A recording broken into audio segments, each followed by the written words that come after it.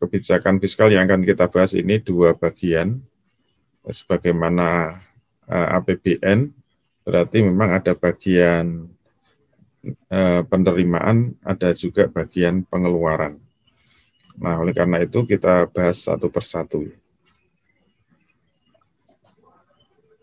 Baik, untuk memasuki pembahasan kebijakan fiskal Islam, kita lihat kenapa di dalam sistem ekonomi kapitalisme senantiasa mengalami kegagalan. Sehingga kebijakan fiskal maupun moneter yang kemarin sudah kita bahas harus terus-menerus dilakukan. Sebenarnya analisis kegagalan ekonomi kapitalisme, atau kalau istilahnya di ekonomi itu disebut kegagalan ekonomi neoklasik. Jadi ada aliran klasik dan neoklasik, itu sudah dianalisis oleh Keynes. Penyebabnya adalah bahwa asumsi-asumsi yang dibuat oleh ekonom-ekonom klasik yang selalu yakin bahwa ekonomi itu senantiasa berada pada titik keseimbangan, ekonomi akan selalu mencapai full employment, itu tidak pernah terjadi. Itu menurut Keynes begitu. Kenapa tidak pernah terjadi? Karena di dalam ekonomi modern selalu terjadi kebocoran. Selalu terjadi leakage atau kebocoran, sehingga sudah kita jelaskan sebelumnya, kalau ekonomi makro mengalami kebocoran, pasti keseimbangan ekonomi akan mengalami pergeseran. Dan setiap terjadinya ketidakseimbangan ekonomi makro itu pasti menyebabkan timbulnya krisis ekonomi atau penyakit-penyakit ekonomi pasti akan muncul kalau ketidakseimbangan ekonomi itu akan terjadi. Nah, itu analisis yang disampaikan oleh Keynes. Maka secara grafis coba kita jelaskan menggunakan pendekatan ekonomi dua kaki ya, untuk menyederhanakan. Kebocoran itu terjadi di titik mana, maka kita bisa melihat kalau kita katakan ekonomi dua kaki itu adalah rumah tangga dan perusahaan. Kalau di awal-awal materi politik ekonomi ini sudah kita sampaikan, sebenarnya lengkapnya itu adalah 4 kaki ya. Jadi ada rumah tangga, ada perusahaan, kemudian ada pemerintah dan pihak luar negeri. Ini yang lengkap 4 kaki. Tapi ini selalu untuk memudahkan kita menggunakan pendekatan ekonomi dua kaki. Nah, yang disebut ekonomi sehat, dulu juga sudah kita jelaskan, dengan ekonomi dua kaki ini, syaratnya apa? Syaratnya perputaran uang itu selalu berputar secara sehat, baik naik maupun turun. Naik itu maknanya berputar di pasar barang, turun itu maknanya berputar di pasar faktor produksi. Nah, selama perputaran uang di pasar barang itu sama dengan perputaran uang di pasar faktor produksi, itu berarti posisi ekonomi makro itu dalam keadaan keseimbangan. Nah, yang diinginkan oleh pakar-pakar ekonomi makro yang disebut ekonomi sehat, kalau ekonomi dalam posisi keseimbangan, di mana jumlah uang di pasar barang itu selalu sama dengan jumlah uang di pasar faktor produksi. Ini selalu dikatakan ini impian ekonom konvensional, dan inilah yang disebut ekonomi yang sehat. Kenapa sehat? Berarti kalau kita mulai dari fokusnya perusahaan menghasilkan barang, apapun barang yang dihasilkan itu disebut sehat kalau ada yang membeli. Jangan sampai produk barang itu kita hasilkan terus, tidak ada yang membeli. Itu namanya terjadi penyakit. Bayangkan kalau Ustadz Fajar itu menghasilkan mobil-mobil antik yang bagus, sudah dikerjakan sangat lama tapi nggak ada yang beli, kan kasihan itu. Biayanya mahal ya untuk merenovasi satu mobil itu. Sudah mengeluarkan biaya banyak mobil yang direnovasi, tapi nggak ada yang membeli. Itu baru satu perusahaan. Apalagi seluruh negara, kalau perusahaan itu banyak yang menghasilkan, sementara permintaan itu tidak sama dengan apa yang dihasilkan, ini yang disebut terjadi ketidakseimbangan ekonomi. Dan itu berbahaya. Oleh karena itu yang disebut seimbang, kalau semua barang yang dihasilkan oleh perusahaan itu semuanya dibeli oleh rumah tangga. Kenapa rumah tangga itu bisa membeli? Karena dia mendapatkan uang dari pasar faktor produksi, yaitu mendapatkan uang sewa, uang upah, uang bunga, dan uang dividen. Itu untuk mempermudah begitu. Dari uang-uang inilah mereka akan membeli. Nah, teori Keynes mengatakan bahwa rumah tangga itu selalu tidak menggunakan seluruh pendapatannya untuk konsumsi. Selalu ada saving, selalu ada dana yang disimpan. Nah, itu kecurigaan pertama, kalau ada uang yang diterima oleh rumah tangga itu ditabung, itu berarti ada kebocoran, ada leakage gitu loh. Nah, itu ternyata dijawab oleh ekonom neoklasik tadi, oh, itu tidak ada masalah, walaupun ada uang yang tidak digunakan untuk konsumsi, walaupun ada uang yang ditabung, tapi menabungnya itu di lembaga perbankan. Kalau menabungnya di lembaga perbankan, itu maknanya uang masih tersalurkan ke perusahaan. Jadi masih naik ke atas seperti ini. Tetapi tidak semua ditabung, ada yang diinvestasikan, yaitu di pasar modal untuk membeli saham. Nah, kalau uang rumah tangga itu diberikan untuk membeli saham, itu juga masih tersalurkan ke perusahaan. Karena perusahaan yang mengeluarkan saham itu tujuannya adalah agar dia mendapatkan modal untuk produksi. Nah, sampai di titik ini kita melihat perputaran uang masih sehat. Terus dari mana kebocoran itu terjadi? Nah, dari sini kita bisa melihat ternyata perilaku ekonomi modern itu tidak cukup hanya dengan lembaga perbankan dan pasar modal, yaitu transaksi-transaksi saham primer. Tidak hanya cukup sampai di situ. Saya sebut transaksi saham primer itu seperti IPO ya. Jadi ketika saham primer diterbitkan oleh perusahaan, itu langsung dibeli oleh rumah tangga, itu duitnya langsung masuk ke perusahaan. Tapi ternyata di aktivitas pasar modal itu dibuka pasar sekunder, bahkan dibuka pasar derivatif. Untuk apa? Sebenarnya kalau diringkes, dibukanya pasar sekunder atau pasar derivatif itu hanya untuk mencari capital gain. Pasar sekunder itu maknanya kalau saya sudah membeli misalnya perusahaan PT Dapur Ngebul misalnya itu menjual katakanlah 1 juta lembar saham, kemudian hari itu saya beli, 1 lembar sahamnya 10.000, 1 juta lembar saham itu berarti saya mengeluarkan 1 miliar pada hari itu. Nah, kalau saya hanya menunggu dividen, itu terlalu lama. 1 tahun dividen itu baru dibagi. Dan biasanya tidak terlalu besar. Maka itu membuat perilaku di pasar modal itu tidak bergairah. Berbeda kalau dibuka pasar sekunder. Kalau dibuka di pasar sekunder, maka perilaku ekonomi akan bergairah. Karena yang sudah pegang saham ini tidak perlu menunggu 1 tahun untuk mendapatkan dividen. Tapi besok pagi itu sudah ada peluang untuk menjual sahamnya kalau harganya naik. Misalnya harganya naik Rp100 saja, kemarin beli 10.000, kemudian 10.100, dalam waktu sehari naik Rp100, itu bisa langsung saya jual. Misalnya 1 juta lembar saya jual semua, berarti dalam waktu 1 hari saya sudah untung Rp100 juta. Hanya dalam waktu 1 hari. Ini kan menggiurkan.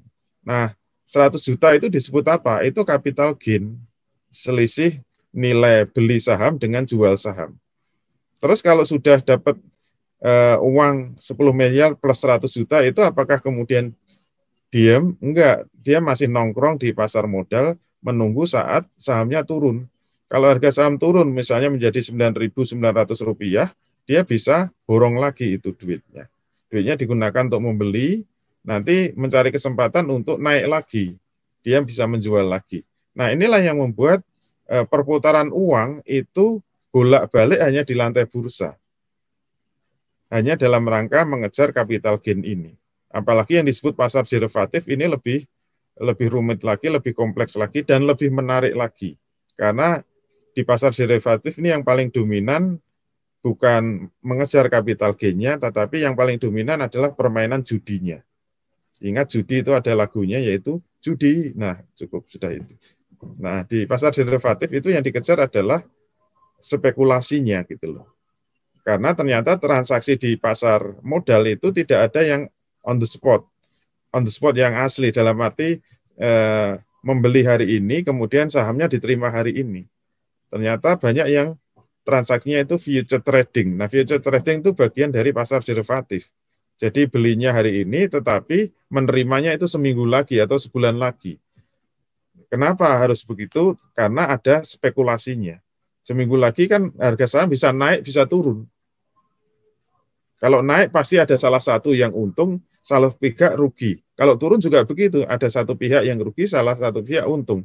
Itulah yang disebut spekulasi, dan itu sudah sesuai dengan definisi judi yang ada lagunya tadi. Judi, nah gitu. Dan itu paling menarik, tentu saja aktivitas di pasar derivatif. Nah, disinilah sebenarnya kita dengan mudah membaca bahwa kebocoran yang terbesar dalam ekonomi kapitalis itu justru di lantai bursa. Bahkan Profesor John Gray itu mengatakan bahwa perputaran uang di lantai bursa itu sudah menyedot 95% perputaran uang dunia. Dengan kata lain, yang berputar di sektor real, di pasar barang itu hanya 5%. 95% uang itu beredar di lantai bursa. Nah, inilah yang mengakibatkan aktivitas di sektor real tidak terlumasi, karena uang itu jalan-jalan sendiri di lantai bursa atau di pasar sektor non-real. Nah, ini wataknya selalu setiap saat, setiap waktu yang namanya transaksi bisnis yang tidak berbasis kepada aset real atau tidak ada underlying assets-nya. Ini kalau di buku saya, buku jilid 2 ini saya jelaskan, dan mungkin di ngaji subuh dulu juga sudah saya jelaskan, ini sangat rentan. Yang namanya transaksi jual beli ini sebenarnya intinya kan jual beli saham-saham yang sudah mengalami derivasi termasuk sekuritas yang sudah mengalami derivasi. Ini kalau diperdagangkan itu sebenarnya adalah penggelembungan yang tidak ada aset realnya. Ini sangat berbahaya. Yang namanya melembung seperti balon udara kosong, ini sangat rentan kalau ditusuk dengan jarum. Jarum kecil itu kalau mengenai balon itu bisa meledak. Dan yang paling berbahaya di dalam lantai bursa itu adalah jarumnya itu apa? Isu-isu, rumors, opini-opini yang begitu negatif sedikit saja. Misalnya Bapak Presiden batuk-batuk, itu dimuat di koran, itu langsung menimbulkan panik, bisa meledak itu. Apalagi diumumkan tidak cuma batuk, positif corona, wah wis malah ambiar itu. Bisa menimbulkan apa? Kegoncangan di dunia persilatan. Nah, kira-kira begitu itu yang mengkhawatirkan rentannya opini-opini, rumors di lantai bursa. Nah, kalau ini penggelembungannya makin membesar, itu pasti nanti dalam waktu tertentu dia akan mengalami apa? Mengalami peledakan. Jadi ekonomi itu akan meledak. Nah, bagaimana cara mengatasinya? Nah, kemarin kita sudah masuk pembahasan kebijakan fiskal. Nah, sekarang kita bisa lihat bagaimana kebijakan fiskal itu bermain karena terjadinya kebocoran. Keynes sudah mengatakan bahwa dalam ekonomi modern, permintaan agregat itu selalu lebih kecil dari penawaran agregat. Kenapa? Karena uang berputar di lantai bursa tadi. Jadi barang banyak dihasilkan, tapi tidak ada yang membeli, karena uangnya jalan-jalan di pasar bursa. Nah, bagaimana cara mengatasinya? Cara mengatasinya adalah harus dengan kebijakan fiskal. Nah, kebijakan fiskal apa yang bisa diambil ketika terjadi resesi ekonomi? Jadi yang disebut resesi ekonomi seperti yang terjadi pada saat sekarang ini, itu adalah permintaan agregat lebih kecil daripada penawaran agregat. Jadi kenapa kita sekarang mengalami resesi, itu karena kita jualan apa saja nggak laku, gampangnya begitu. Kalau kita lihat di Jogja itu dulu sangat didominasi oleh aktivitas pelajar, mahasiswa, dan pariwisata. Jadi tumpuan ekonomi utama di Jogja itu adalah pelajar dan pariwisata. Nah sekarang semua kampus tutup, sekolah-sekolah tutup, kemudian pariwisata juga tutup, penerbangan tutup. Kalau ya sebenarnya buka, tapi yang terbang sedikit, yang wisatawan sedikit, itu menyebabkan apa? Ya menyebabkan semua yang ditawarkan di sektor-sektor real itu nggak ada pembelinya. Hotel-hotel tutup, rumah makan tutup, kemudian kos-kosan tutup, kemudian warung-warung kampus itu juga tutup. Ini maknanya apa? Permintaan itu lebih kecil dari penawaran. Nah, kalau teorinya dengan kebijakan fiskal itu yang dilakukan apa? Pemerintah harus memberikan stimulus ekonomi, istilahnya itu. Jadi kebijakan fiskal yang diambil adalah defisit fiskal. Yaitu apa? Yaitu pengeluaran APBN lebih besar dari penerimaan APBN. Itu namanya defisit fiskal. Tujuannya apa? Memberi stimulus ekonomi. Supaya ekonomi bisa bergerak, supaya penawaran yang mengalami surplus ini ada yang membeli gitu loh. Itu harus dibantu oleh pemerintah dengan mengeluarkan APBN yang lebih besar daripada penerimaannya. Nah inilah yang harus dilakukan pemerintah dengan cara apa? Ya dengan cara mengeluarkan surat utang atau mencari utangan gampangnya. Berarti defisit ini harus ditempel dengan utang. Dan utang siapa yang membayar? Utang yang membayar adalah rakyat. Dibayar pakai apa? Pakai pajak. Ini jelas sangat membebani. Ini fakta kebijakan fiskal selalu begitu. Nah, apakah ini menyelesaikan masalah? Ini kalau diteruskan, tadi ya, kalau resesi ekonomi, pajak diturunkan, utang ditambah, itu tujuannya apa? Tujuannya memang agar masyarakat itu terstimulasi, ekonominya terstimulasi, sehingga tidak terjadi resesi lagi. Roda ekonomi bergerak lagi. Pemerintah banyak mengeluarkan proyek-proyek baru. Misalnya membangun jalan tol, membangun gedung-gedung sekolah, membangun jembatan. Ini walaupun nggak ada duit tetap harus dikeluarkan supaya apa? Menyerap tenaga kerja, supaya bergairah lagi. Ini kalau diteruskan stimulus ekonomi dengan banyak utang atau banyak mencetak mata uang baru, itu pasti akan menimbulkan inflasi. Ini kayaknya yang paling kepepet itu yang akan dilakukan pemerintah, kemungkinan besar mencetak uang baru. Karena utang-utang yang dikeluarkan itu mungkin tidak ada pembelinya, kalau mencari utang ke luar negeri juga tidak ada yang ngutangi, karena sama-sama krisis. Berarti apa? Jalan yang tercepat itu dengan mencetak uang baru. Dan ini pasti menimbulkan inflasi. Dan nanti kalau inflasi terjadi, bagaimana solusi kebijakan fiskal? Itu kalau main-main dengan pajak, itu pajaknya dinaikkan. Apa tujuannya? Agar ekonomi lebih adem, tidak panas lagi, turun. Itu bisa menyebabkan apa? Ya memang inflasi turun dengan menaikkan pajak, tapi akan menyebabkan ekonomi melambat. Ekonomi pasti melambat. Kalau pajak tinggi, ekonomi akan melambat, sektor produksi turun, pasti akan menyebabkan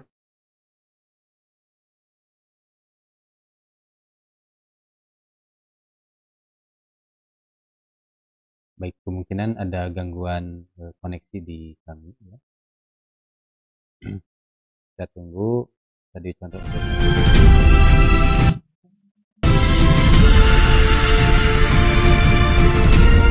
Kalau inflasi tinggi, itu menyebabkan apa? Harga-harga naik, dan itu menyebabkan ekonomi panas. Ini harus diselesaikan dengan kebijakan fiskal, caranya apa?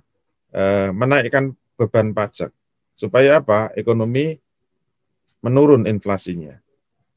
Kalau beban pajak dinaikkan, itu pasti akan membuat ekonomi melambat. Kalau ekonomi melambat, itu beban pajak harus diturunkan. Kalau beban pajak diturunkan menimbulkan inflasi. Inflasi dinaik, beban pajak dinaikkan. Ekonomi melambat, pajak diturunkan. Ekonomi mengalami inflasi, pajak dinaikkan. Ekonomi melambat, pajak diturunkan. Sampai kapan? Sampai masuk neraka. Itu yang disebut lingkaran setan ekonomi. Berarti apapun kebijakan fiskal yang akan diambil dalam ekonomi konvensional, itu sebenarnya lingkaran setan. Karena ini ekonomi setan. Maka jangan bergaul dengan setan. Karena apa? Membawa ke jurang neraka. Nah, baik itu sebagai ringkasan kritik terhadap kebijakan ekonomi konvensional dan kebijakan fiskal konvensional. Sekarang bagaimana yang disebut kebijakan fiskal Islam? Kita harus paham filosofi kebijakan fiskal Islam. Nah, ini menyambung materi buku 2, yaitu Ekonomi Pasar Syariah. Ini juga di ngaji subuh sudah selesai, 8 lingkaran ini. Nanti kalau ada yang nggak paham bisa tanya langsung ke Ustadz Supriyadi, sudah khatam. 8 lingkaran. Ini yang disebut ekonomi pasar syariah. Nah, dulu pernah saya jelaskan bahwa ekonomi itu sebenarnya ada 3 step ya. Ada yang disebut pra-pasar, ada yang disebut di dalam pasar, dan ada yang disebut pasca pasar. Nah, yang sebenarnya sudah kita selesaikan itu adalah pra-pasar, yaitu bicara tentang kepemilikan. Kemudian mekanisme pasar syariah itu ada 8 lapis. Nah, sekarang karena ini sudah selesai, kita masuk yang disebut politik ekonomi Islam itu pasca pasar. Nah, pasar-pasar itu nanti perputaran uang di pasar ini, baik itu kepemilikan individu, kepemilikan umum maupun kepemilikan negara, kita buatkan jantung yang baru. Jantung ekonomi Islam itu bukan bank dan pasar modal, tapi jantung ekonomi Islam itu punya sendiri, yaitu apa? Baitul Mal. Kenapa Baitul Mal kita sebut jantung ekonomi Islam? Karena semua aliran uang, baik dari kepemilikan individu, maupun kepemilikan umum, maupun kepemilikan negara, semuanya itu mengalir ke Baitul Mal. Asumsinya apa? Karena bank tidak ada, pasar modal nggak ada. Ini dulu sudah kita jelaskan, pada lapis kedua itu bank dan pasar modal atau jantung ekonomi kapitalisme itu disilang. Itu lapis 2. Sehingga apa? Aliran itu dipaksa masuk ke satu titik saja, yaitu Baitul Mal. Ini sudah kita kotaki sendiri, yaitu pasca pasar ini. Ini pasca pasar. Nah, begitu uang sudah masuk di Baitul Mal, nanti digunakan untuk apa? Nanti ada 2 kebijakan, yaitu kebijakan fiskal dan kebijakan moneter. Nah, hari ini yang kita bahas itu adalah kebijakan fiskal, berarti yang kita lingkari ini. Nah, kebijakan fiskal Islam. Nah, pembahasan kita di titik ini, di posisi ini. Nah, seluruhnya ini adalah tubuh ekonomi Islam.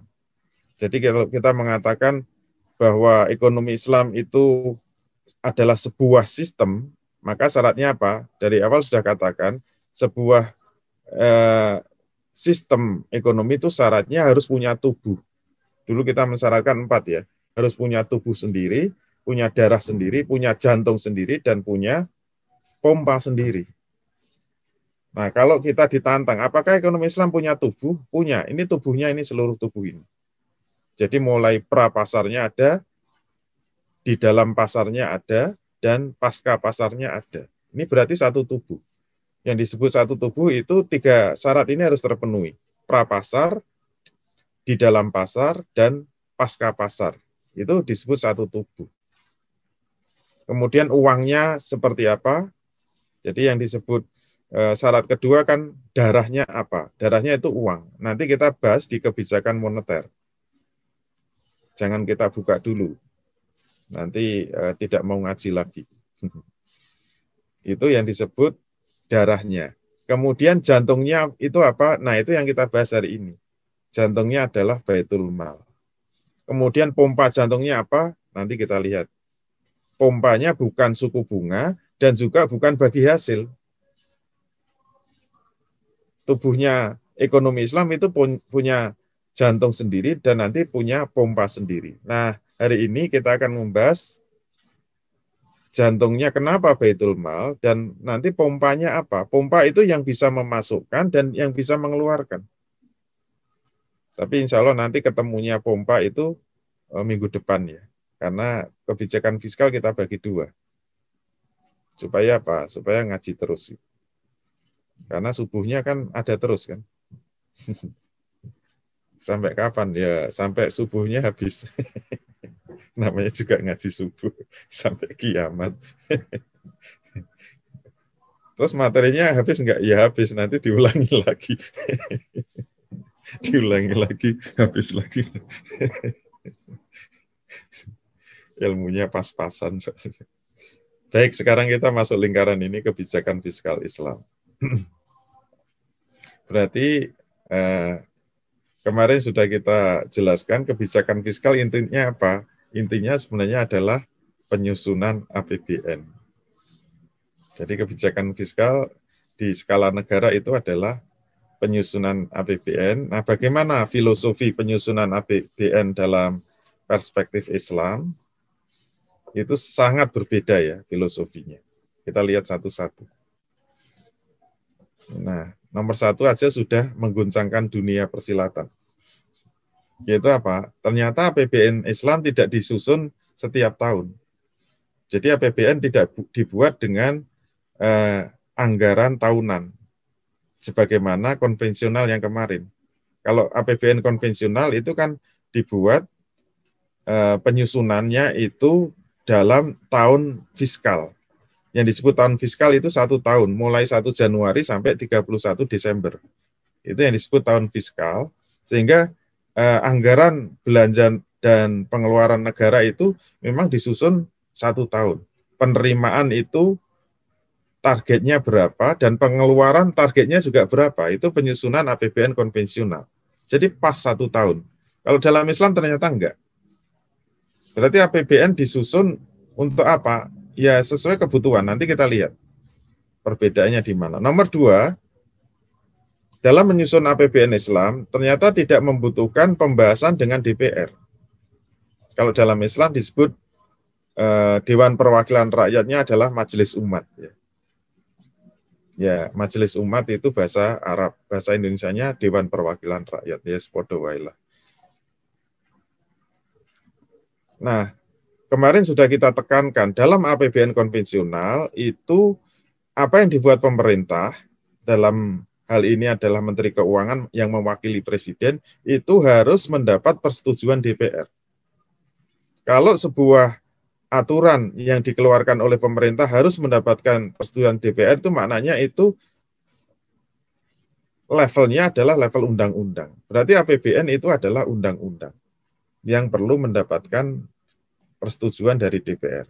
Nah, ternyata APBN Islam yang dibuat oleh pemimpin negara atau kepala negara tidak perlu mendapat persetujuan DPR. Wah, ini berarti yang undang-undang COVID benar. Ya jangan tergesa-gesa gitu. Itu berarti nanti Islam itu otoriter. Ya enggak. Saya pernah membuat analogi bedanya sistem demokrasi, sistem diktator, dan sistem khilafah. Itu beda gitu loh. Sistem khilafah, sistem demokrasi, dan sistem diktator itu beda. Dan ternyata yang paling mudah menjelaskan sistem khilafah itu bukan demokrasi dan bukan diktatoriat, itu apa? Dengan filosofi sholat berjamaah. Gitu. Itu ternyata analogi yang paling mudah, murah, dan meriah.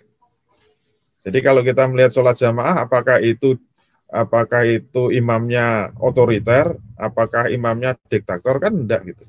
Walaupun kalau lihat gerakannya kan semua ngikuti kan. Tadi sholat subuh, kalau imamnya rukuk, semua rukuk. Kalau sujud, semua sujud. Wah, ini imamnya sangat otoriter. Enggak juga. Kenapa? Kalau imamnya kentut, yang lain enggak boleh kentut. Enggak bisa kan dipaksa. Kalau imamnya kentut, ya harus diganti. Apalagi imamnya garuk-garuk. Apakah semua harus ngikuti garuk-garuk? Kan enggak. Berarti gerakan imam itu bukan gerakan semau-maunya imam. Gerakan imam kenapa ada sujud rukuk itu yang menentukan adalah syariat. Berarti di dalam Islam itu bukan diktator, bukan otoriter. Tapi pemimpin itu nggak perlu persetujuan DPR, maknanya apa? Berarti pemimpin itu hanya semata-mata melaksanakan syariat dari Allah Subhanahu wa taala. Ini yang paling penting di situ. Jadi jangan dikira otoriter. Kenapa nggak perlu persetujuan DPR? Karena tugas pemimpin bukan membuat aturan seenak udelnya sendiri, tapi pemimpin membuat aturan itu hanya melaksanakan syariat dari Allah. Sehingga tidak perlu persetujuan DPR. Nomor 3, dalam APBN Islam, pos pendapatan dan pos pengeluaran itu yang menetapkan syariah. Nah, ini kan terjawab. Bukan seenak-enaknya pemerintah, bukan seenak sendiri menurut kemampuan pemimpin. Tetapi semua pos-pos pendapatannya itu boleh diambil dari mana saja, nggak boleh sembarangan. Ya contoh mudahnya, bolehkah pemimpin itu menarik pajak? Ini harus ada pertanggungjawabkan. Boleh nggak menurut syariat? Kalau nggak boleh ya benar-benar nggak boleh. Jadi pos apa yang harus diambil itu yang menentukan bukan pemimpin, bukan juga DPR. Tapi yang menentukan sumber-sumber pendapatan negara itu hanya semata-mata harus ada izin syariatnya. Harus ada izin dari Allah Subhanahu wa taala. Bukan izin dari DPR. Bukan juga izin dari teori ekonomi konvensional. Kalau menurut teori ekonomi konvensional kemarin kan sumber utama pendapatan negara itu pajak. Yang paling utama itu pajak. Kalau kemudian ada sumber pendapatan yang lain itu hanya pelengkap penderita saja. Tapi yang utama pajak. Nah nanti kita lihat malah justru dalam Islam pajak itu malah ditiadakan. Kenapa dalam Islam pajak ditiadakan? Tidak perlu ada, kecuali nanti dalam keadaan darurat. Ya karena apa? Karena itulah yang diperintahkan oleh syariat. Yang diperintahkan oleh Allah. Nggak boleh memungut pajak dalam sumber-sumber penerimaan. Berarti pos-posnya itu sudah tertentu. Terus nanti pengeluarannya untuk apa? Itu juga tidak bisa semau-maunya pemimpin. Pos-pos pengeluaran itu juga sudah ditetapkan oleh syariat. Bukan oleh pemimpin, bukan oleh DPR. Itu prinsip yang nomor 3. Yang nomor 4, kepala negara itu bisa menyusun sendiri APBN melalui hak tabani yang melekat pada dirinya. Tabani itu adalah hak menetapkan yang sudah ada koridor hukum syariatnya. Itu tinggal menetapkan. Jadi biasanya tabani itu mudah difahami. Misalnya kalau ada apa dalam ibadah misalnya ada ikhtilaf ya. Seorang imam itu harus membaca basmalah, kalau menjadi imam itu harus jahar atau sir, harus dikeraskan atau tidak dikeraskan. Nah ini kan ada dua pendapat. Nah imam itu boleh menetapkan, boleh mentabani. Misalnya kalau saya jadi imam ya saya menetapkan bahwa membaca Fatihah itu dikeraskan basmalahnya. Karena mengikut pendapat Imam Syafi'i misalnya. Berarti apa? Saya mentabani sebagai imam sholat itu apa? Bacaan basmalah itu dikeraskan. Itu namanya hak tabani. Hak tabani. Dan makmum harus ngikut itu loh. Jangan protes. Gara-gara imamnya nggak baca basmalah, gara-gara imamnya baca basmalah keras-keras, dijaharkan, kemudian mufarokoh semua itu makmumnya. Wah nggak mau sholat berjamaah di masjid ini karena imamnya Pak Condro baca bismillahnya keras. Apalagi kalau subuh pakai kunut itu. Wah pada nggak mau ikut. Karena apa? Karena kunut bid'ah misalnya begitu. Padahal itu ikhtilaf yang harus diserahkan kepada imam. Imam itu punya hak mentabani. Itu bukan pendapatnya sendiri. Tapi ada beberapa pendapat yang namanya imam itu harus menetapkan satu yang dilaksanakan. Kalau imamnya leda-lede bingung sendiri nanti baca basmalahnya setengah keras, setengah sir kan membingungkan. Atau mungkin rakaat pertama dikeraskan, rakaat kedua malah disirkan. Ini sebenarnya mazhabnya apa sih, nggak jelas itu. Nanti kunutnya cuma separuh aja. Membingungkan itu. Berarti dia nggak ngerti apa hak tabani. Dalam imam sholat begitu, apalagi menjadi imam negara. Menjadi pemimpin negara itu harus punya hak tabani, yaitu apa? Pendapat beberapa ulama mazhab itu bisa dipilih. Itu namanya hak tabani. Yang kelima, alokasi dana masing-masing pos pendapatan dan pengeluaran itu diserahkan pada pendapat dan ijtihad kepala negara. Nah, di sini kita harus bisa membedakan antara pos pendapatan pengeluaran dengan alokasi. Alokasi itu nanti berkaitan dengan kepada siapa, di wilayah mana, dan besarnya berapa, itu namanya alokasi. Misalnya ada yang disebut pos pengeluaran untuk fakir miskin. Itu kan hanya disebut di dalam syariat itu pengeluaran itu harus ada pos untuk fakir miskin misalnya. Itu yang namanya pos pengeluaran. Tetapi fakir miskin yang mana dan besarnya berapa itu akan diberi, itu namanya apa? Itu namanya alokasi, dan itu diserahkan kepada kebijakan, pendapat, dan ijtihad kepala negaranya. Nanti setiap yang miskin itu akan diberi berapa rupiah, gampangnya begitu. Itu adalah kewenangan atau pendapat pribadi pemimpin, yaitu mengikuti pendapat atau ijtihadnya. Jadi sudah di dalam koridor pos, nanti besarannya berapa. Dan itu nanti mungkin antar pulau, antara Kalimantan dengan Jawa mungkin dibedakan. Nah, itu kewenangannya kepala negara, sesuai dengan pendapat dan ijtihadnya. Nah, ini kalau disebut alokasi, itu harus tahu bedanya dengan pos-pos pendapatan. Jadi nanti jangan dikira hukum syariat juga mengatur sampai besarannya. Berapa dinar harus dikeluarkan, berapa dirham, nggak ada itu. Makanya dulu zaman Khalifah Abu Bakar dengan Khalifah Umar beda.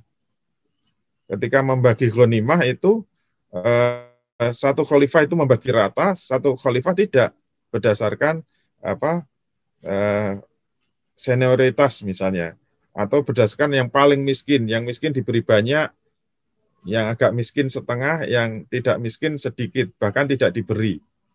Tapi ada yang kebijakannya disamakan. Itu namanya alokasi.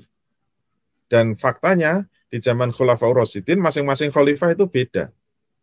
Nah, itu yang disebut pendapat dan ijtihadnya khalifah. Kalau nanti khalifah menetapkan pembagian ghanimah itu diratakan, disamakan, ya rakyat harus sami'na wa ata'na. Tapi kalau nanti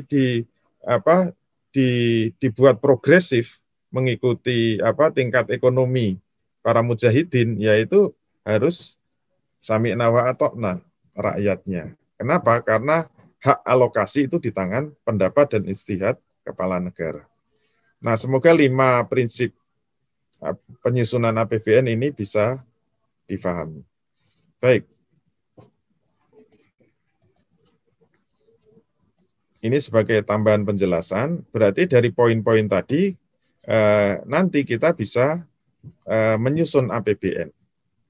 Nah, yang agak khas yang membedakan dengan APBN konvensional, ternyata penyusunan APBN yang dilakukan kepala negara itu yang dihitung itu adalah pengeluarannya dulu. Jadi neracanya mungkin bedanya dibalik gitu loh. Menyusun neraca anggaran itu yang ditentukan itu adalah besaran pengeluarannya. Baru nanti pemasukannya. Maka pembahasan hari ini yang kita bahas bukan penerimaan, sektor penerimaan, tapi pengeluaran dulu yang harus disusun oleh kepala negara. Nah, pengeluaran APBN itu dihitung berdasarkan asumsi-asumsi kebutuhan menurut syariah, mulai dari yang paling vital, paling urgen, sampai yang sebenarnya hanya bersifat sekunder, apalagi tersier. Nah, selanjutnya nanti baru disusun ini masih kelanjutan tadi, yang bersifat pelengkap. Nah, kemudian untuk menghitungnya digunakan rasio-rasio ideal berdasarkan data wilayah kependudukan, proyeksi siklus jangka panjang, menengah, serta harga pasar rata-rata yang berlaku. Ini cara menyusunnya begitu. Nah, nanti bisa latihan menyusun APBN di dalam Islam.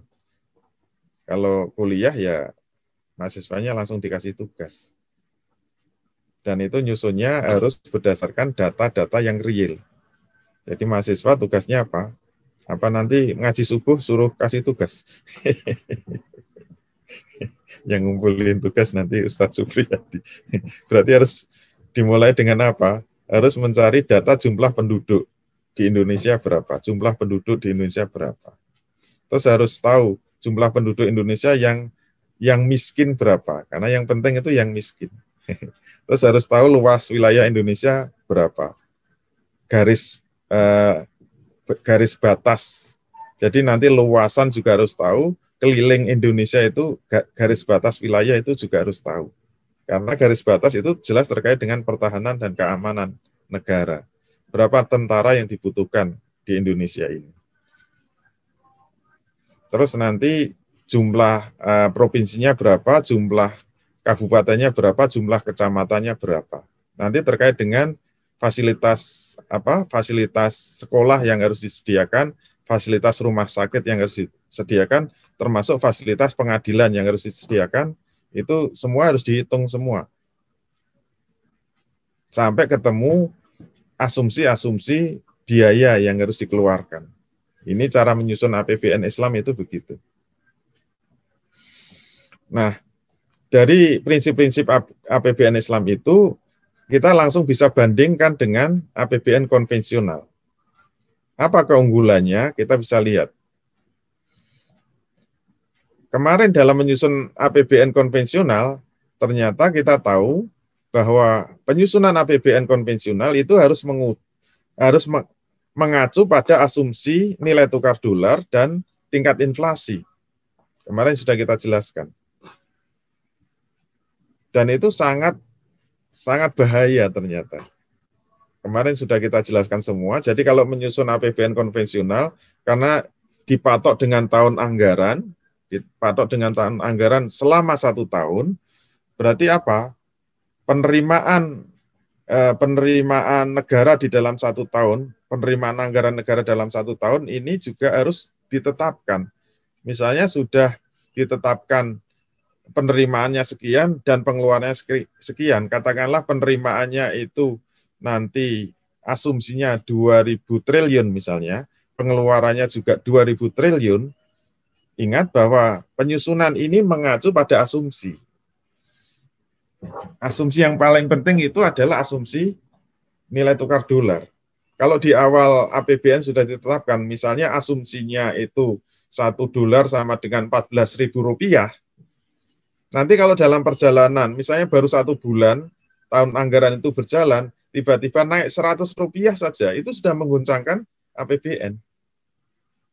Karena hitungannya pakar ekonomi, setiap satu kenaikan Rp100 kenaikan nilai dolar, itu beban APBN-nya langsung bertambah 6 triliun. Nah, 6 triliun itu dicari dari mana gitu loh. Kalau duitnya daun sih gampang gitu. Atau tinggal nyetak gampang gitu. Ya nanti bisa menimbulkan inflasi yang sangat mengerikan. Berarti kan kalau naik Rp100 saja itu sudah APBN sudah tergoncang, terkoreksi 6 triliun. Itu berarti kan asumsi pendapatannya harus dinaikkan. Dari mana? Apa pajaknya digenjot atau utangnya ditambah? Apalagi kalau mengalami koreksi berapa? Rp500. Begitu mengalami koreksi Rp500 berarti 6 kali 5 kan, sudah 30 triliun defisit. Nanti kalau terkoreksi Rp1.000 berarti terkoreksi 60 triliun. Itu baru goncangan perubahan dolar. Kemudian juga tingkat inflasi ini juga harus diasumsikan. Tingkat inflasinya berapa persen? Apakah 5%, apakah 6%? Karena begitu berubah 1%, inflasinya dari asumsi penetapan APBN itu jelas akan mempengaruhi anggaran. Karena anggaran terutama untuk belanja proyek-proyek itu kan dengan asumsi tingkat inflasi sudah ditetapkan. Nanti kalau naik 1% saja, itu juga menjebol anggaran itu. Maknanya apa? Asumsi berubah inflasi berubah 1% naik gitu loh. Berarti harga-harga naik, asumsinya harga-harga di pasar kan naik 1%. Padahal belanjanya sudah ditetapkan. Misalnya untuk membangun proyek ini 30 triliun, naik 1% saja nanti misalnya harga semen naik, harga besi naik, harga batu bata naik, itu semuanya menjadi tidak cukup. Berarti anggarannya akan terkoreksi. Nah, itu bahayanya penyusunan APBN konvensional. Nah, kalau dalam Islam itu bagaimana? Dalam APBN Islam tidak perlu mengacu asumsi dolar dan tidak perlu mengacu asumsi tingkat inflasi. Nah, itu nanti jawabannya kenapa bisa begitu? Itu nanti jawabannya ada pada kebijakan moneter. Kalau kebijakan moneternya benar, nanti kita bahas kebijakan moneter itu dua yang akan kita bahas, yaitu jenis mata uangnya harus benar, yang kedua penggunaan mata uangnya harus benar. Kalau mata uangnya benar, penggunaannya juga benar, insya Allah tidak perlu terpaku dengan dolar. Dan nggak ada cerita inflasi lagi, mohon maaf. Teori inflasi kita hapuskan karena tidak sesuai dengan pri kemanusiaan dan pri keadilan. Kita hapuskan itu tingkat inflasi. Jadi nggak usah pusing-pusing gitu loh. Kalau enggak kan, jika dalam rentang 1 tahun asumsi dolar berubah, tingkat inflasi juga berubah, maka berarti karena APBN itu undang-undang, APBN itu sudah bersifat tetap, berarti harus direvisi, dan revisi itu harus maju ke DPR lagi. Minta persetujuan DPR lagi, dan itu nggak murah kan biaya sidang. Itu repotnya setengah mati. Apalagi menyangkut hajat hidup orang banyak, yang sudah day to day, kalau revisi itu lama, biayanya besar, nanti sudah direvisi, berubah lagi, wah, momennya double-double nanti. Baru digodok, baru selesai, misalnya menyelesaikan itu butuh 30 hari untuk revisi, begitu selesai, asumsi dolar sudah berubah lagi. Gimana, Bang? Namanya nilai dolar itu setiap hari itu berubah. Kemudian yang kedua, ini yang membedakan, pengeluaran dalam APBN itu tidak bersifat fix. Karena hanya satu saja yang punya kewenangan merubah-rubah APBN itu ya hanya kepala negara. Beda dengan APBN konvensional. Kalau APBN konvensional, penerimaan itu harus fix dengan target yang sudah fix, pengeluaran juga harus fix. Kalau pengeluaran itu bersifat tetap, konsekuensinya apa? Anggaran dalam 1 tahun yang sudah ditetapkan itu harus habis. Padahal itu menyusun itu kan asumsinya setahun sebelumnya gitu. Dulu yang pernah saya mengikuti pernah jadi pejabat juga. Ternyata menyusun anggaran misalnya tahun 2021 untuk kepentingan APBN 2021 itu rakernya itu di akhir 2019. Saya pernah ikut raker 2019, saya pikir untuk menyusun pengajuan untuk anggaran 2020, enggak ternyata. Ternyata ini untuk diajukan ke atas, diproses selama 1 tahun. Untuk apa? Untuk anggaran 2021. Pengajuannya 2019, coba bayangin itu. Itu memakan waktu 1 tahun itu, kemungkinan berubah itu kan sangat besar. Padahal kalau sudah turun anggarannya sesuai dengan mata anggaran, sudah nggak bisa dirubah lagi. Kalau dirubah itu sudah dianggap pejabatnya itu menyimpang. Pejabatnya itu sudah melanggar undang-undang. Misalnya ketika kita nyusun kebutuhan 2021, kampus saya itu misalnya pengadaan kursi kuliah gitu. Sudah kita susun. Asumsinya 2021 kebutuhan AC tidak ada. Kenapa? Ya AC-nya masih baru semua.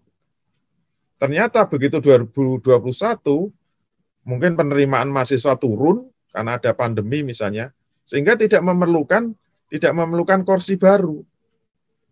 Tetapi ternyata AC-nya rusak gitu loh. Pertanyaannya, bolehkah duit untuk membeli kursi ini kita kita pindahkan untuk membeli AC. Jawabnya nggak boleh. Ketahuan ini dianggap menyimpang. Dan pejabatnya bisa kena sanksi. Gara-gara apa? Harusnya untuk beli kursi malah digunakan untuk AC. Nah, nanti AC-nya belinya kapan? Ya nanti anggaran 2022. Padahal pengajuannya 2020. Kalau rusaknya 21 nanti lewat lagi. Pengajuannya nanti nunggu akhir 2021, nanti turunnya 2023. Ya AC-nya kapan itu belinya gitu. Ya nanti keburu mahasiswanya sudah megap-megap itu, kepanasan semua gitu. Dan tidak boleh mengambil anggaran sembarangan gitu. Kalau mengambil anggaran sembarangan nggak ada acuannya, itu dianggap menyimpang, dianggap tindak korupsi itu. Itu sangat tidak luwes, sangat tidak luwes. Dan di dalam Islam itu tidak boleh terjadi. Jadi pengeluaran tidak boleh fix, ya sesuai kebutuhan. Dan setiap waktu bisa dirubah, makanya tidak ada patokan 1 tahun itu. Kalau memang hari ini membutuhkan beli AC, ya dibeli saja, cukup keputusan 1 orang saja gitu. Kalau hari ini harus membangun jembatan, ya bangun saja gitu. Kalau itu kebutuhan darurat. Tidak di anggaran, nggak perlu. Kalau sebelumnya itu tidak ada penganggarannya, kemudian saat itu juga dianggaran, bisa, Wong. Itu hanya kewenangan 1 orang, nggak perlu rapat DPR. Karena semua di tangan 1 orang. Dan harus sesuai dengan peruntukan. Tidak boleh kalau ditarget ini anggaran 1 tahun, itu kan harus terserap semua.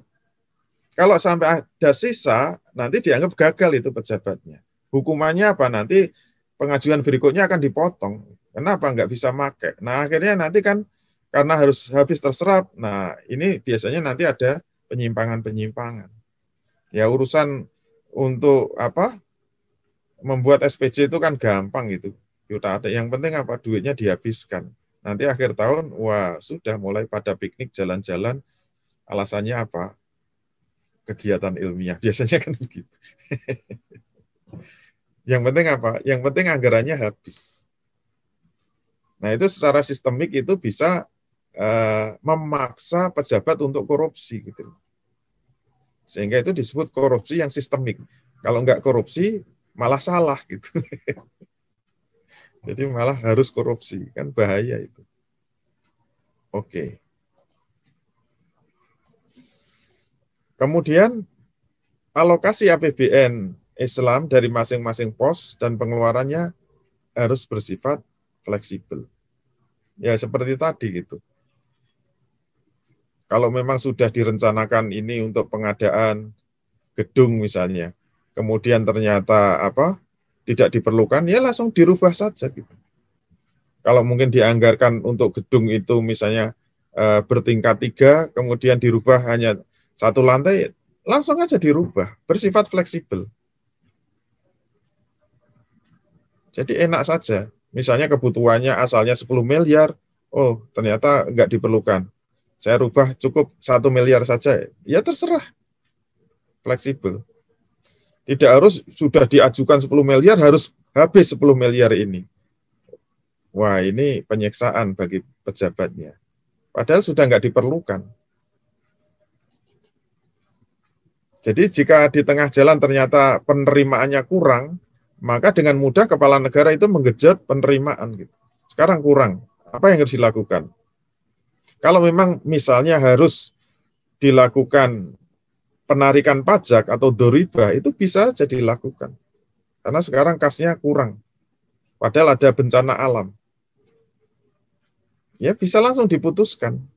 Dan keputusannya ya saat itu juga tidak perlu menghadap kepada DPR. Dan tidak perlu menggunakan perpu gitu loh. Itu harus melawan undang-undang kan harus membuat perpu dulu. Ini yang dilakukan di sistem yang konvensional. Begitu juga pemasukannya. Jika alokasi yang dianggarkan itu lebih, nggak perlu dihabiskan. Tapi bisa dikembalikan ke pemerintah pusat.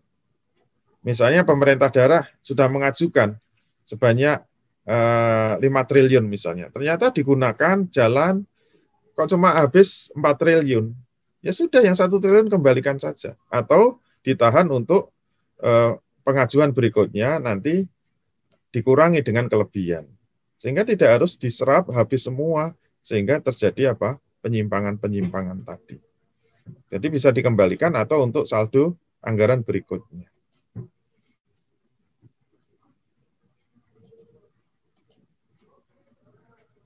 Berikutnya yang membedakan dengan konvensional itu apa? APBN Islam itu bersifat sentral, sentralisasi. Wah, ini otoriter lagi enggak gitu. Jadi semua pendapatan daerah itu harus disetor ke pusat. Kemudian baru didistribusikan ke daerah-daerah sesuai kebutuhan. Jadi bisa aja, misalnya daerah Papua itu kan daerah yang penduduknya cuma sedikit. Katakanlah seluruh Papua itu penduduknya cuma 3 juta. Tapi bisa saja pendapatannya sangat tinggi, karena sumber daya alamnya sangat besar di Papua. Itu tidak boleh ada sistem, kalau sekarang itu kan alokasi untuk daerah itu misalnya langsung ditetapkan 11% untuk daerah, itu nggak boleh. Itu bisa nanti berlebihan. Mungkin pendapatannya besar, setorannya besar, misalnya setorannya itu bisa 100 triliun misalnya, kemudian diambil 11 triliunnya untuk daerah, padahal penduduknya cuma sedikit, itu bisa tenggelam oleh duit yang terlalu banyak. Kalau dalam Islam semuanya harus disetor kepada pusat, nanti Papua kebutuhannya berapa? Kalau sedikit ya dikasih sedikit. Mungkin Jawa itu setorannya kecil tapi penduduknya besar, mungkin justru malah dikasih lebih banyak. Sehingga terjadi seperti subsidi silang yang itu semua ditetapkan oleh pemimpin negaranya. Jadi jika ada daerah yang sedang membangun dan membutuhkan dana yang lebih besar, sementara pemasukannya itu kecil, itu bisa diambilkan dari daerah yang lain. Itu semua kewenangannya di satu orang. Dengan cara ini tidak ada satupun alokasi anggaran yang menguap dan tidak tepat sasaran. Nah, pemerataan pembangunan itu bisa dilakukan dengan baik, sehingga tidak ada ketimpangan antar daerah. Pemerataan itu bisa baik. Jangan sampai ada daerah-daerah yang sangat berlebih. Waktu saya ke Papua itu bisa melihat sangat melimpah ruah di sana anggarannya, sehingga bingung mengalokasikannya. Baik, alhamdulillah secara filosofi teorinya selesai. Sekarang kita lihat contoh aplikasinya. Jadi nggak ada penugasan, tapi langsung kita buat bareng-bareng bagaimana menyusun APBN Islam. Tetapi dari sisi yang pertama, disusun pengeluarannya dulu. Pengeluarannya dulu. Baru nanti pemasukan. Nah, untuk memahami bagaimana pengelolaan keuangan negara, dalam Islam kita bisa membuat perincian APBN Islam. Lembaga yang menghimpun harta pemasukan dan pengeluaran itu adalah institusi khusus yang diberi judul Baitul Mal. Jadi Baitul Mal itu bukan hanya daftar neraca penerimaan dan pengeluaran seperti APBN konvensional, tapi kalau dalam Islam Baitul Mal itu adalah institusi, lembaga yang seperti BI lah, kayak kira-kira kayak gitu. Jadi ya memang ada lembaganya, ada gedungnya, ada gudangnya, ada pejabat-pejabatnya. Jadi Baitul Mal itu tempat, kantor, gedung untuk penyimpanan, penerimaan harta beserta arsip-arsipnya dan juga untuk pelaksanaan pengeluaran APBN-nya. Itu yang disebut Baitul Mal. Kemudian dalam menyusun APBN Islam, itu yang pertama, pos zakat itu merupakan pos tersendiri. Tidak boleh dicampur dengan yang lain. Dan nanti pengeluarannya khas, khusus untuk 8 asnaf. Dan kalau nanti habis tidak perlu cari zakat, karena zakat itu ibadah. Ya sesuai dengan yang masuk. Yang kedua, pos perbelanjaan wajib, Yaitu apa? Untuk fakir miskin, ibnu sabil, atau untuk jihad. Dan ini bersifat wajib. Nah, berarti negara bisa berutang untuk memenuhi kebutuhannya dan juga bisa menarik pajak. Nah, kalau sampai kurang, ini berarti pos yang bersifat wajib. Kemudian kompensasi untuk jasa. Kalau yang kedua tadi apa? Fakir miskin, ibnu sabil, dan jihad. Kalau untuk jasa itu untuk gaji. Gaji tentara, gaji polisi, gaji pegawai negeri, gaji hakim, guru, dan sebagainya. Ini juga wajib. Kalau wajib berarti kalau kurang itu negara bisa menarik pajak atau utang. Nomor 4, untuk pos perbelanjaan darurat. Kalau ada bencana alam dan sebagainya itu bersifat wajib juga. Yang kelima, untuk pembangunan yang bersifat vital, yaitu untuk kemaslahatan vital, yang kalau tidak ada itu umat akan mengalami kesulitan, misalnya untuk membangun jembatan, yang kalau tidak ada jembatan, maka lalu lintas ekonomi tidak bisa jalan, ini juga bisa bersifat wajib, nanti kalau nggak ada, bisa menarik pajak atau utang. Jadi 1, 2, 3, 4, 5 ini adalah pos-pos yang wajib. Baru yang keenam itu maslahat non-vital, itu bersifat tidak wajib. Misalnya sudah ada jalannya, sudah teraspal baik, ini butuh trotoar. Nah, trotoar itu perlu apa tidak? Ya nanti dilihat. Kalau ada duitnya ya dibangun, kalau nggak ada nggak perlu dipaksakan, nggak perlu narik pajak juga. Itu khusus yang nomor 6. Nanti perlu nggak ada bunga-bunga di taman, ada kursi-kursi taman, ya kalau ada duitnya dibangun, kalau nggak ada ya nggak usah dibangun. Gitu. Itu pos yang nomor 6. Baik, sekarang kita lihat bagaimana menyusun pengeluaran. Tadi sudah dikatakan,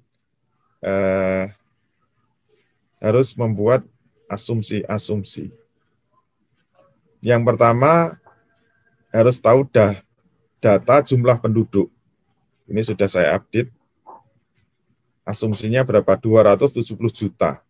Kalau luas wilayah ini enggak berubah kan. Wilayah darat itu 1.900.000 kilometer persegi.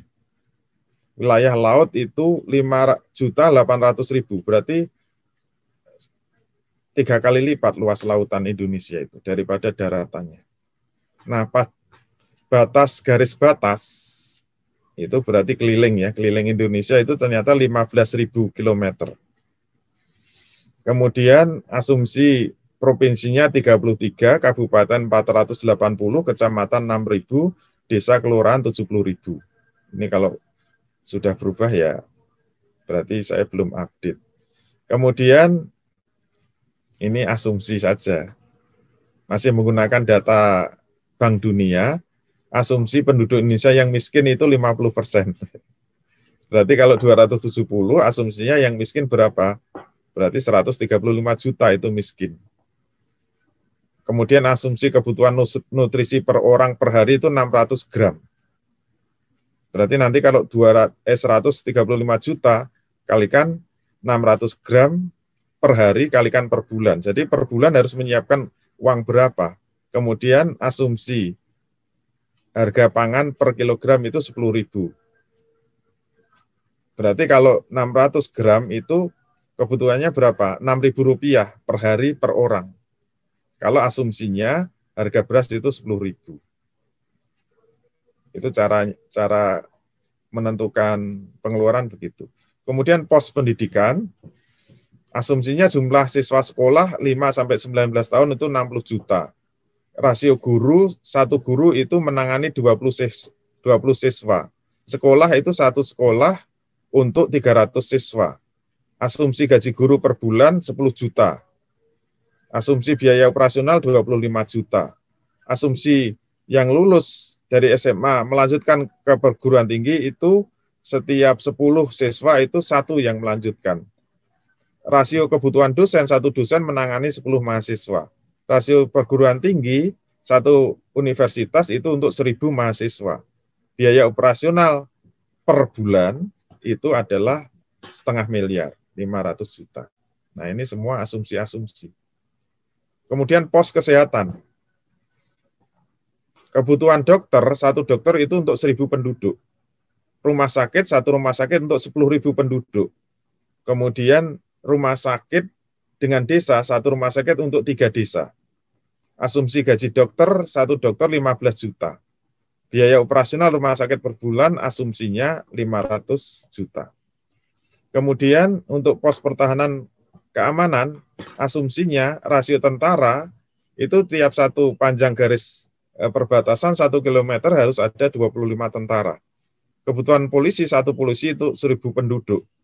Kebutuhan kapal penjaga perbatasan, satu kapal itu untuk 25 kilometer. Pesawat militer untuk menjaga area itu satu pesawat untuk 40.000 kilometer persegi. Nanti bisa dihitung luasan darat dan lautnya. Kebutuhan pesawat tempurnya berapa. Asumsi gaji tentara polisi per bulan 10 juta. Asumsi operasional markas tentara per bulan 1,5 miliar. Operasional markas polisi 105 juta. Oke, sekarang pos pemerintahan dan peradilan. Rasio aparat administrasi pemerintahan, satu aparat administrasi untuk 1.000 penduduk. Peradilan, satu hakim untuk 1.000 penduduk. Gaji rata-rata 10 juta. Kemudian operasional kantor 50 juta per bulan. Kemudian untuk pos infrastruktur, asumsinya untuk perbaikan transportasi setiap 10 tahun.